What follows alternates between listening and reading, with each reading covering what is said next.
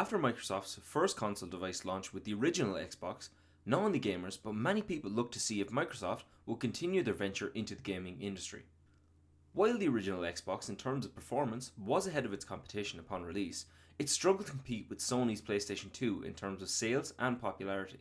It was understandable to assume that this could have diminished Microsoft's aim of becoming a leading force in the home console industry, but nevertheless, players of the original Xbox did receive a follow-up console in the Xbox 360. A console that did in fact garner much attention from gamers, as many even made the switch during this generation of consoles from the PlayStation 3 to the Xbox 360. Speaking as someone who did indeed purchase an Xbox 360 during this time, I must admit that it provided a fun and simple way of gaming with an impressive multiplayer experience from a number of titles available on the console. So today we're going to discuss how the Xbox 360 came to be, and without further delay, I'm Jay from Gamecast, and this is the Xbox 360, a challenger to the throne.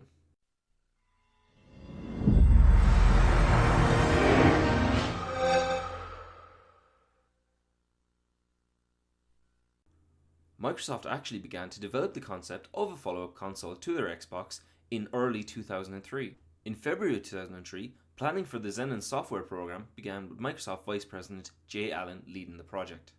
An event was actually held in Bellevue, Washington around this time also to recruit developers to begin work on the follow-up console and develop a support system for their new project. Peter Moore, head of Sega's American branch, departed the company to join Microsoft in August of 2003. With this, Microsoft were building some serious momentum with their development of a new console. The same month saw ATI sign on to produce the graphical processing unit for the follow-up to the Xbox. A number of names were considered for the console, such as Xbox Next, Xenon, Xbox 2, Xbox FS, or Nextbox, but ultimately the name was decided to be the Xbox 360. The Xbox 360 began production just a mere 69 days before its launch on the 22nd of November 2005. Microsoft even struggled to meet demands for the console upon release, many suppliers stating that they had completely sold out.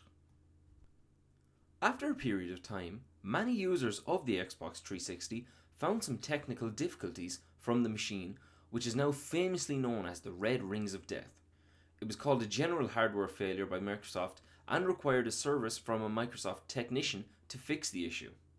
This caused outrage amongst gamers, as they were irritated that they had to pay for their device to be fixed by a fault in the machine's design.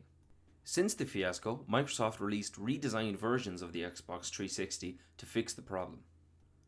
But ultimately, the Xbox 360 was a success, with the console being the first console of that generation to reach 10 million units sold in the United States. And overall, the Xbox 360 sold a very impressive 80 million units as of October 2013. The Xbox 360 also offered games like Halo and Forza and had a massive library of games from both third and first party developers. In 2009, IGN even named the Xbox 360 as its 6th greatest video game console of all time. TechRadar stated that the Xbox 360 was the most influential console with its integration on Xbox Live and the introduction of the Game Achievement Awards to players by progressing through games or by completing in-game challenges. On the 1st of June, Microsoft announced the upcoming release of a new add-on accessory to the Xbox 360, the Kinect, a device that allowed for controllerless gameplay by the use of the Kinect camera. While the device had a limited amount of usage, it did prove to be quite popular amongst gamers, rushing to pick up the device when it was released in November of 2010. So there we have it, a look into the lifetime of the Xbox 360, a machine that one could argue revolutionized the online gaming scene. It offered simple and slick user interfaces with the inclusion of custom avatars for every gamer. So the Xbox 360 can definitely be looked back upon by Microsoft as a major step that led them to become one of the key figures in the home console industry. One could even be bold enough to say that the Xbox 360 triumphed over its Sony rival, the PlayStation 3.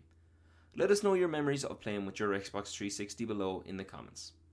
Thanks for watching our video. Please like our page and subscribe to see more content from Gamecast.